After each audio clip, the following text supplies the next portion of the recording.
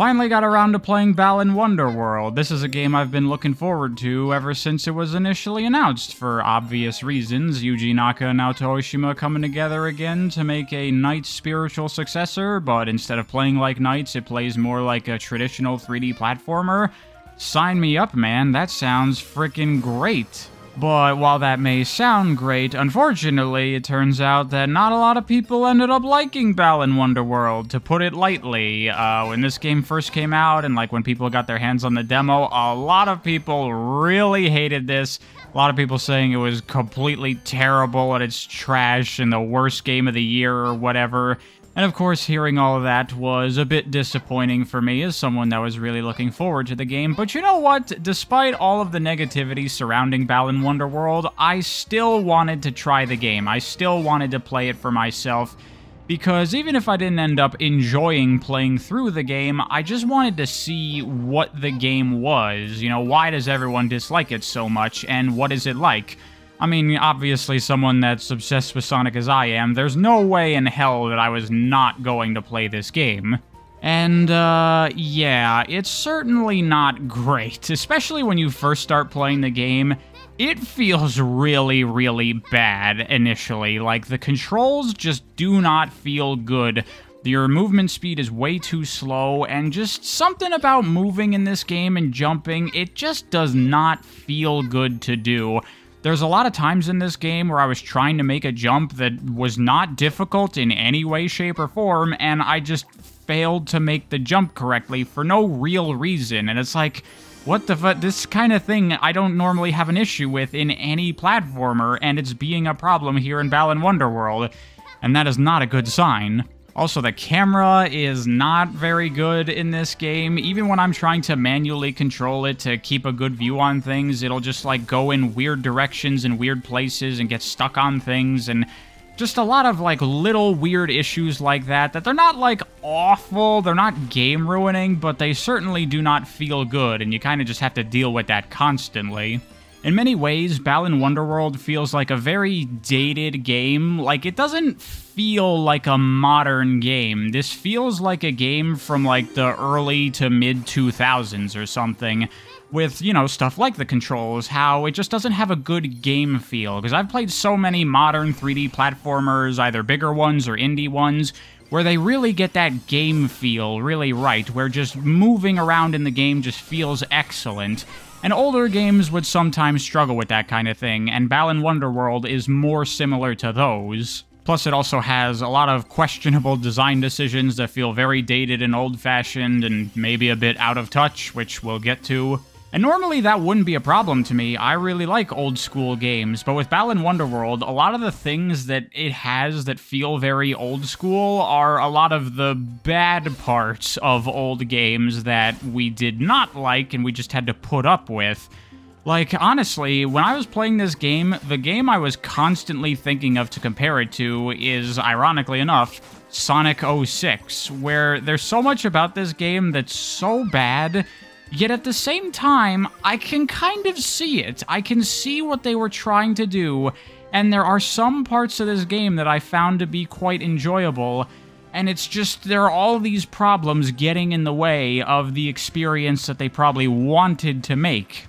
And if this game was more well put together and didn't have whatever development troubles that it probably had, and whatever other issues occurred, I could imagine this game being really, really good.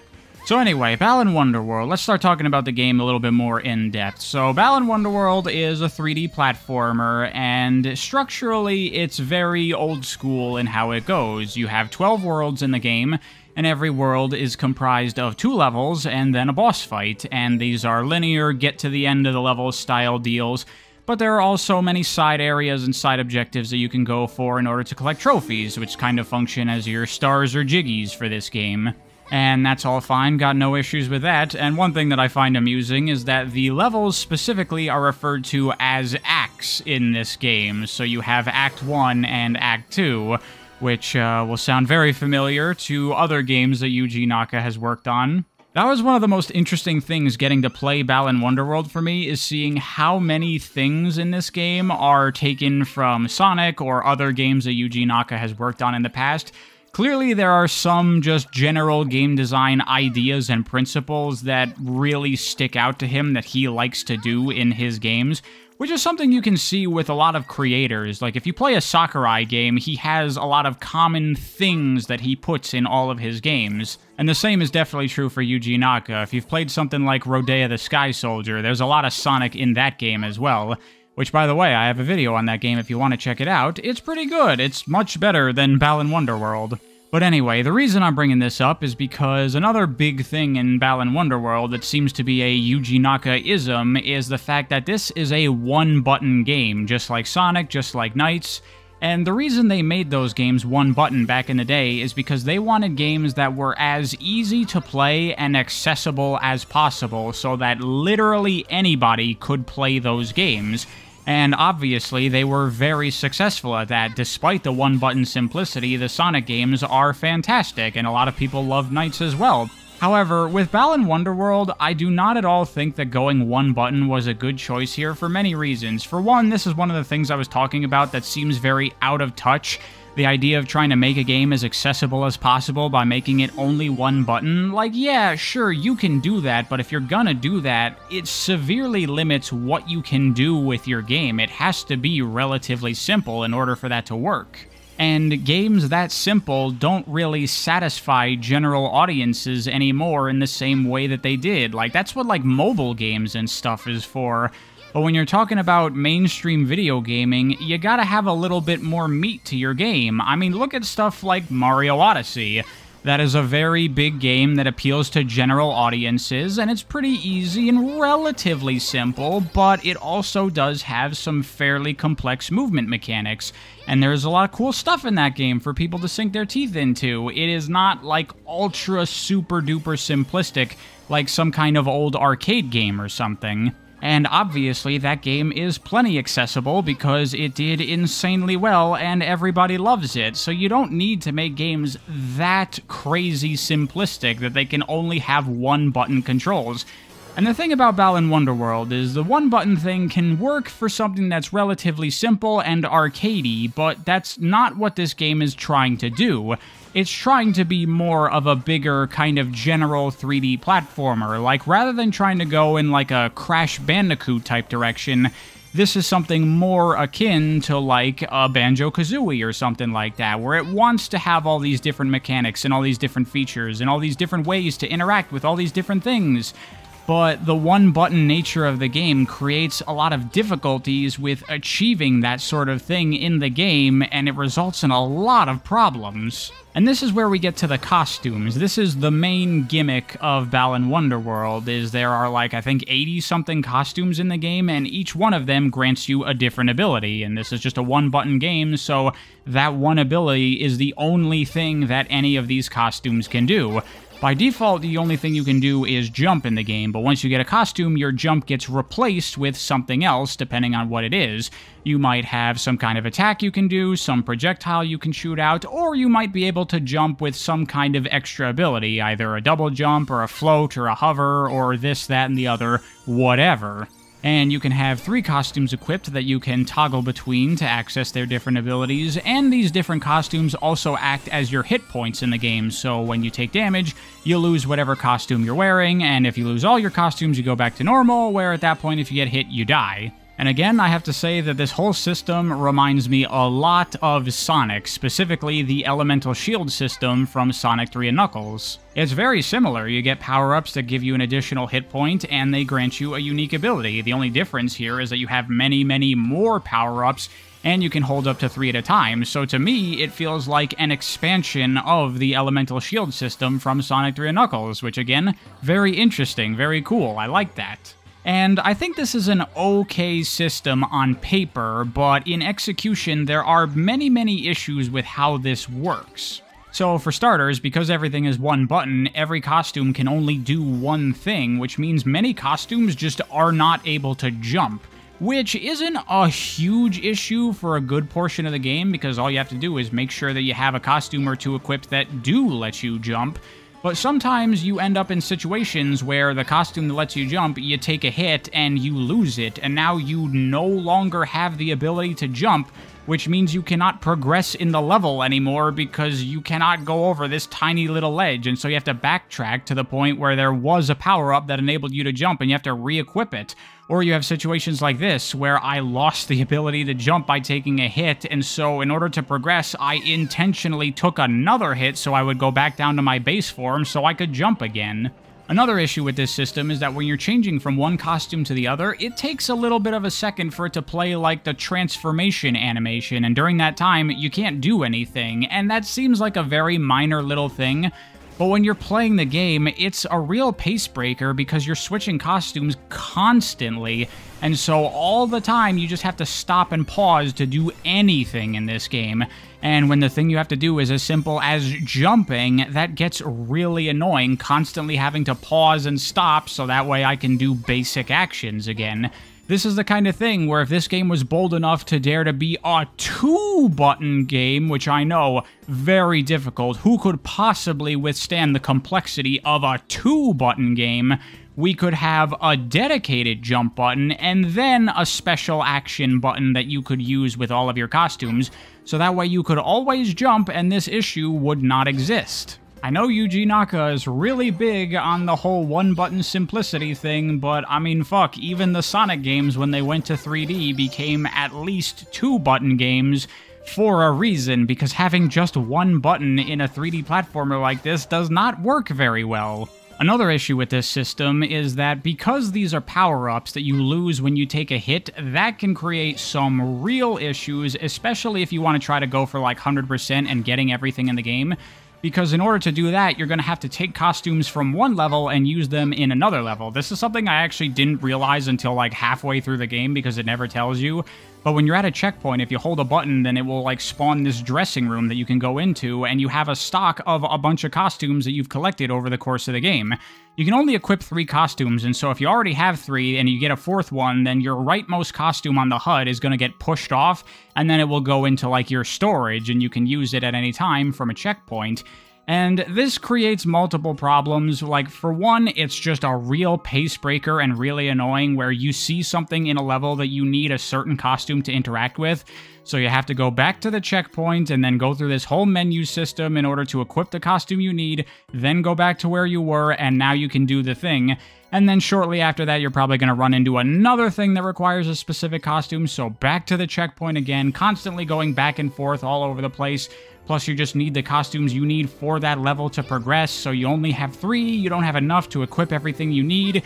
It becomes really annoying. This game becomes very, very start and stop if you want to be thorough and get as many of the trophies as you can.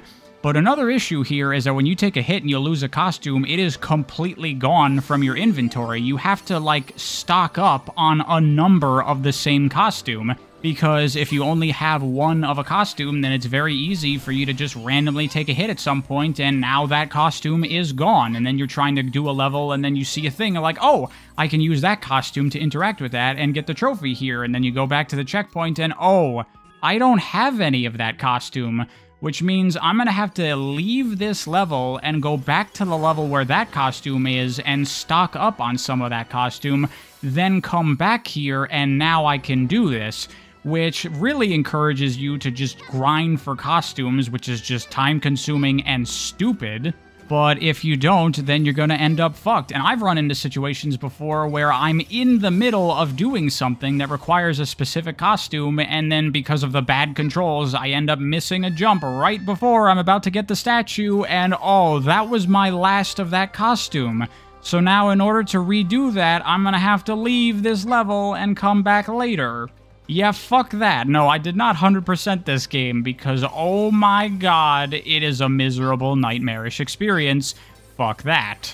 Now, as for the costumes themselves, I think they're mostly fine, but one criticism I would give them is that this game, in general, with all of its design pretty much, is incredibly uncreative. There's like nothing new in this game that you haven't seen in some other game before. Pretty much every single costume power in this game, I could identify it as a thing from another game I've already played. Like, there's this one that's like a fire hydrant. You can shoot water, and you can use that to shoot it at lava, and that creates little rock platforms. And I'm like, okay, so that's the thing from Wind Waker. Or there's this fire costume here that makes you immune to fire, and you can also shoot out fireballs that bounce around. I'm like, okay, that's very blatant. There's like a vacuum power-up, so you can suck up things and then shoot them out at enemies, which makes me think of Blinks the Time Sweeper, which is kind of funny because that was a Naoto Oshima game. There's one that has like disembodied hands that you can shoot out to punch things at a distance. That's obviously copied from Rayman. And of course, as you would expect, there are many power-ups here that are blatantly taken directly from Sonic, especially this cheetah thing here. Not only does this let you run really fast, but it even gives you momentum physics, like you control like Sonic with this. And there's a homing attack, there's a butterfly that flies up by tapping the button just like Tails is flying, you can climb on walls. There's a chameleon where you go into first-person aiming and it can use its tongue to grapple to things, which one makes me think Hookshot, but it also makes me think Espio, despite that never actually being an ability that Espio has had, but he should have been able to do stuff like that.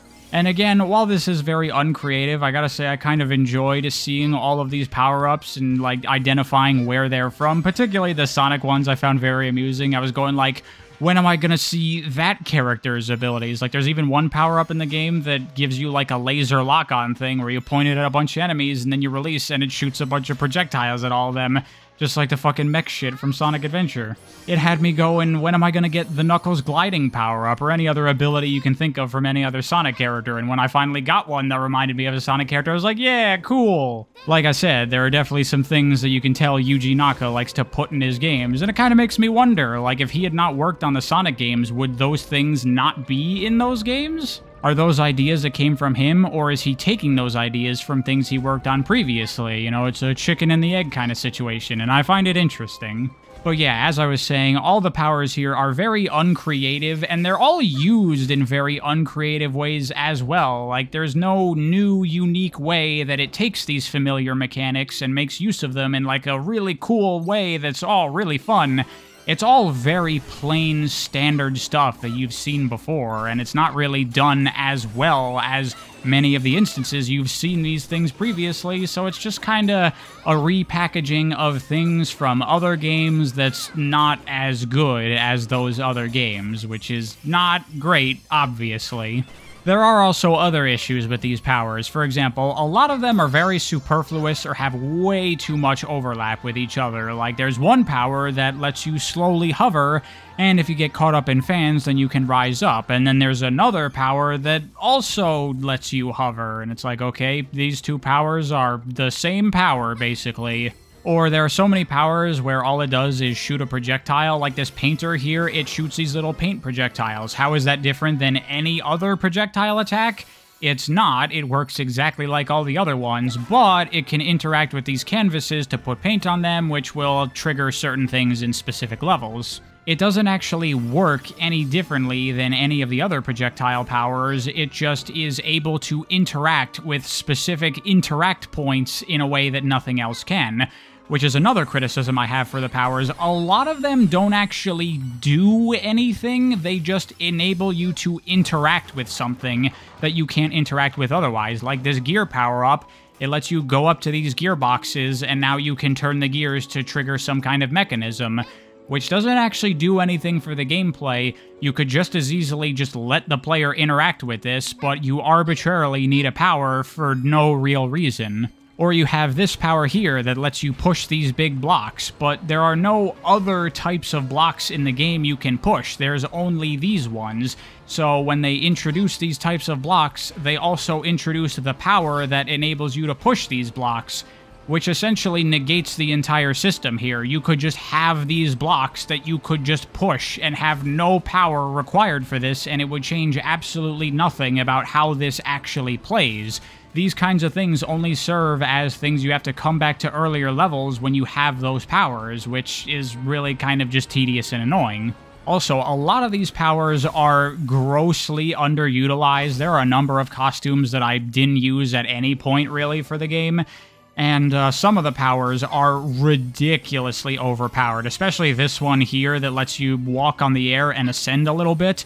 This is so busted. There are so many puzzles and platforming sequences that you can totally break using this, and then you don't need the powers you're supposed to, which normally this kind of stuff I'm actually down for in games, being able to like skip and take shortcuts and things, but in the case of this, there's nothing like fun or interesting about doing this because the power to do this is very simple and basic and straightforward. It's not really fun to fly around here like it is, say, in Sonic Adventure, using spin dash jumps to skip past everything, because that is really fun, really fast-paced, very skill-based, very cool. This is just really lame. Especially when I tried to revisit earlier levels to clean up some extra statues, a lot of it just turned into fly around with this costume and get everything, which is not the best.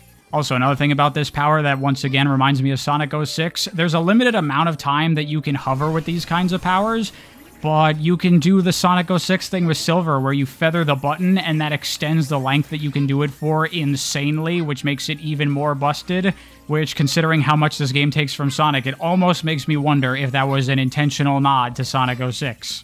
So, needless to say, the costumes in Balan Wonderworld have a lot of problems, which is definitely not good considering this is the main gameplay mechanic of the entire game.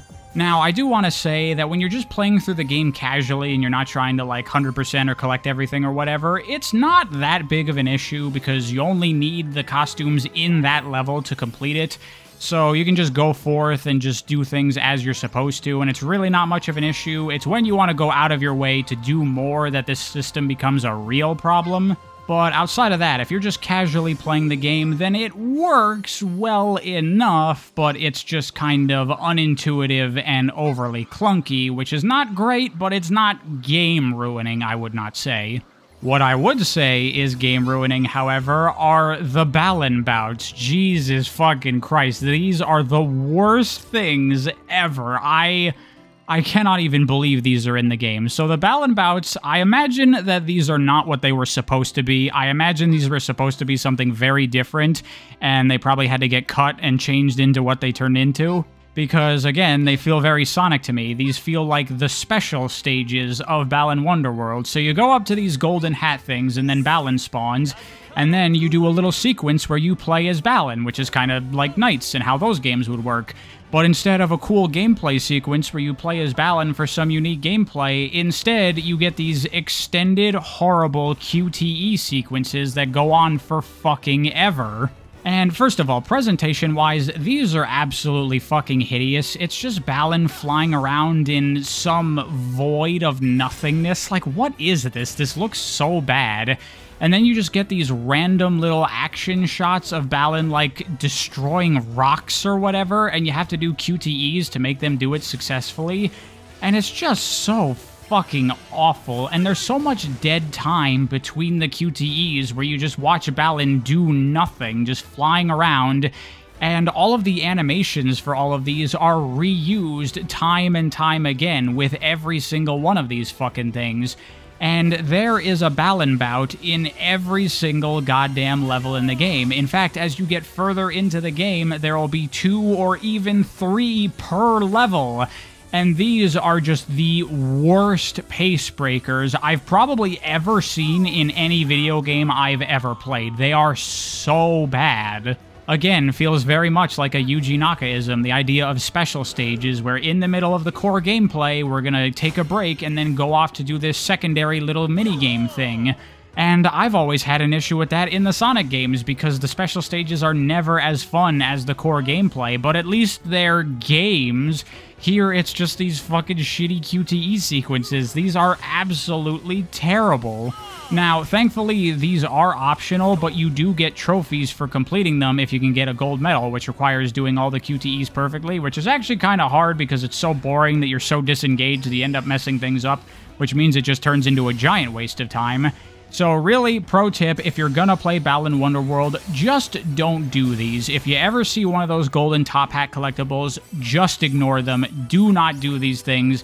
They are fucking terrible. That's what I ended up doing at a certain point in the game. I was just like, nope, I'm not doing these anymore. These fucking suck. Which, once again, would just make the 100% experience of this game all the more miserable, because you'd have to do every single fucking one of these and get gold on all of them.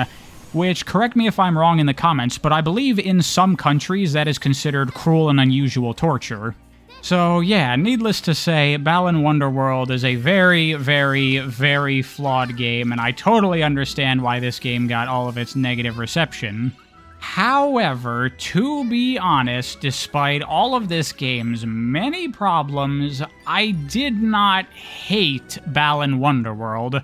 I do think that a lot of this game's negative reception is a little bit overblown. It's definitely not a great game. I don't even know if I would say it's a good game, but I don't at all think that this is a terrible, atrocious game. I did have a decent amount of fun playing through Balan Wonderworld. Yes, the game is very flawed and very clunky, and it's way overly simplistic. However, once you get the hang of things, once you get a feel for it, and you get a little bit further into the game, it's not too bad. It is kind of enjoyable. I think the level design here is really not atrocious. After like the first 2 chapters, maybe. The first couple worlds in this game are not great, but once you get to like the 3rd or 4th or 5th world, I think it really starts to kind of work okay. You gotta really keep your eyes peeled for those little side areas to get all the extra trophies and stuff, and sometimes the platforming challenges, while never like difficult or anything, they're fun enough to do in that kind of simplistic kids game way that I get from lots of collectathon games and stuff. I think a lot of the better powers are decently well utilized, and there's a little bit of puzzling here and there that sometimes causes you to, you know, you don't have to think very hard to figure this stuff out, but you gotta pay attention and make the connections where it's like, oh, okay, I can use this power to do this, and then I can get to over here, and now I can get that trophy. And it's satisfying enough. Again, it's not great, but considering that this is a kid's game, and it's very much a kid's game, you know, less so like a Nintendo or even a Sonic game, where those are kids' games, but they're more for anyone, this feels much more to me like a kid's game for kids, especially of a younger age. I think this is a fairly decent kids game. I think a kid could enjoy this quite well. If it was like their first 3D platformer or something, I think this would be pretty good. The platforming never gets difficult, and the combat is very simplistic and straightforward, but that is also true for most 3D platformers. And normally I do have an issue with that, but considering that this game is very blatantly a little kid's game, I can't really complain about it that much in this case. Like I said, this game is very unoriginal. It doesn't do anything that you haven't seen in another game already, and it doesn't do anything better than any other game. But it does most things adequately. There was no point in this game where I was looking at the level design or what I had to do and I was going, come on, are you fucking kidding me? That is so bad. All of those kinds of issues mainly came with like the systems and the implementation of mechanics and stuff. But the actual game you play through, it's very mundane, it's very basic, but it is relatively solid.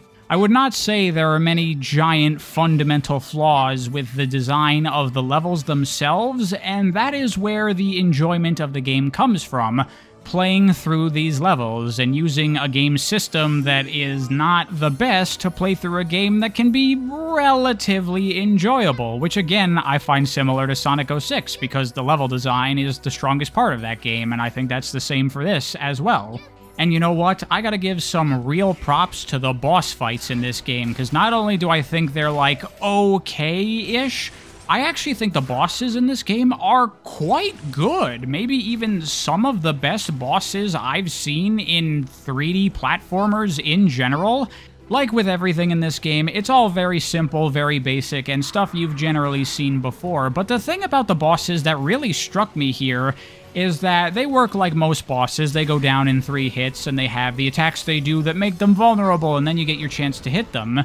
But unlike so many 3D platformer bosses where they have like the one thing that makes them vulnerable and you just have to wait through their attacks as they cycle through everything and you just gotta dodge everything, in Balan Wonderworld, every boss has 3 attacks that leave them vulnerable, and you get a trophy actually for exploiting all of the boss's different weaknesses. And using all of the different weaknesses of the bosses is going to require swapping between a lot of the different powers available, and this actually works pretty well.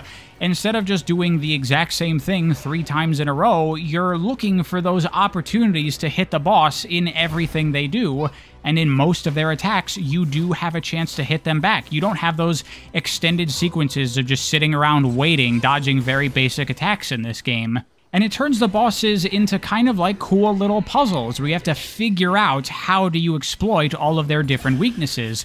And there were certain bosses where I couldn't figure out 1 or 2 of their openings, and so I did end up having to cycle through their attacks multiple times to hit them in that same 1 or 2 openings that I was able to figure out. But that was entirely my fault. If I was able to figure out their weaknesses, or I didn't mess up exploiting those weaknesses, then you can kill these bosses really quickly by exploiting all 3 of their weaknesses every time they first do that attack, and just boom, boom, boom, they're dead, and you had to avoid different attacks and hit them in different ways the entire time. And I was quite impressed by this whole system and how well it works. It takes good advantage of the costume system, and it makes the bosses way more engaging and fun than bosses in so many 3D platformers. If you know what you're doing, these bosses can go down extremely quickly, which is something that I would criticize a boss for if it's just like over before it even begins. But because it has all of that dynamism of trying to hit the boss in all of these different opportunities using all your different powers in different ways, I think it actually works quite well, and I think these bosses are really damn good, honestly. They're easily the best part of the game, which is like almost never the case in any 3D platformer, so bravo Balan Wonderworld! There's at least one part of this game that I think they unequivocally did a really good job with. Except for one thing, which is not a flaw with the bosses themselves. Again, this is a flaw with the system of the game. I don't know why the hell they did this, but for some reason, when you're transforming between your different costumes and for a couple seconds after, you get a disgusting amount of invincibility frames. I don't know why, but you do. And very quickly, I noticed this and figured out that I could exploit this for all kinds of shit. So during boss fights, fuck avoiding the boss's attacks, just rapidly switch between your costumes and you become entirely invincible. And just generally while playing through the levels, there's so many hazards where it's like, oh no, a damaging floor that you can't walk on. You're gonna need this specific power that floats over this floor to get across here. Or I could just switch costumes and walk over this and keep switching before my invincibility frames run out. Like, what the fuck were they thinking, giving you so much invincibility while switching costumes? I think you could just completely remove that and it would be entirely fine. Like, what a fucked up decision. Oh my goodness. But I guess it's not too surprising considering how flawed the rest of this game's systems are, so that's just another problem that Balan Wonderworld has that doesn't detract from the game too much, but how could you make such an obvious mistake like that? And really, that could summarize Balan Wonderworld overall quite well. There are so many issues with this game and like its core systems that are like, how could you even make these kinds of mistakes? So much of this seems so obvious to me. And I think with a few relatively minor tweaks, you could easily fix up most of Balan Wonderworld's biggest issues and make this game much better than it is. Like, improve the controls, improve the camera, increase the player's walking speed, get rid of the invincibility when switching costumes, make switching costumes instantaneous.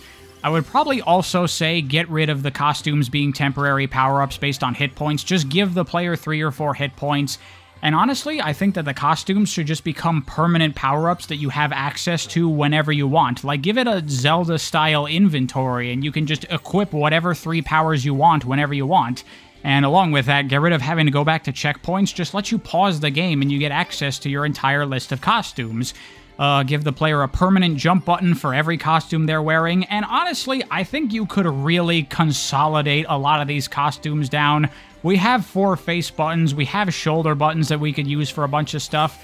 Fuse a bunch of these powers together so we don't have 80 superfluous costumes that most of which do the same thing, and have like 30 or so that can do many different things. Also, just get rid of Balan bouts completely. Just delete them from the game, replace the top hats with just more golden statues, and that would make the game significantly better. That would honestly be the biggest improvement of them all. None of that stuff, I think, would be too complex to do. Consolidating the powers, I could understand that, but everything else, I think, could be easily done in, like, a patch or something, and I'm surprised they never did anything like that, because you could very easily make Balan Wonderworld much, much better, and instead of being a heavily flawed game, I think all of that would make it fairly good, honestly. I still don't think it would ever be a particularly amazing game, but I think if you just fixed all of the issues, then it would make for a much smoother, much more enjoyable experience that people would be able to get into more. I'm honestly kind of half hoping that one day someone makes a mod for this game that implements a lot of those kinds of things, but I highly doubt it because who the fuck gives a shit about this game? But, yeah, to be honest, I do not think Balan Wonderworld is an awful game. I think it is okay-ish. I'm sorry, I know I let everybody down, but those are my honest thoughts and feelings about Balan Wonderworld. I did ultimately manage to have a decently enjoyable experience with this game. Am I ever going to play it again? I don't know if I would say that, but certainly as a curio, I found this a very worthwhile experience to play through this game, and I did not have an awful time at all, really. It has many, many flaws, but I don't think any of them totally destroy the experience. They all just hold it back from being as good as it could be, which at best I think would be decent. And it's especially unfortunate because all of the aesthetical elements of Balan Wonderworld are great. Of course, the art and the character designs and everything is very, very nice. And, you know, it's got that whole Knights vibe going on with all the people getting helped by Balan and everything, good messages for kids and stuff like that. Yeah, it's all cool stuff, and it's unfortunate that it's all kind of wasted on this game that's not particularly great. Though, to be honest, I genuinely would recommend this game to little kids. I think they probably would enjoy it, and I'd also recommend at least trying it to Sonic fans, as there is quite a bit of Sonic DNA in this game, which is at the very least interesting to see. And in a way, I kind of enjoyed the fact that this game is so old school feeling. It was very nostalgic to me. If this game came out in like 2005, it would fit right in with all of the kind of middling B-grade 3D platformers that were on like the GameCube and PS2 in those days. In many ways, it kind of feels like a long-lost, weird, obscure Japanese B-grade 3D platformer that you've never heard of. And I grew up on those kinds of games, so I do appreciate Balan Wonderworld in that kind of way. And despite its many issues, I genuinely would not say this is a bad game. Thank you for watching, hope you enjoyed. I'll see you next time.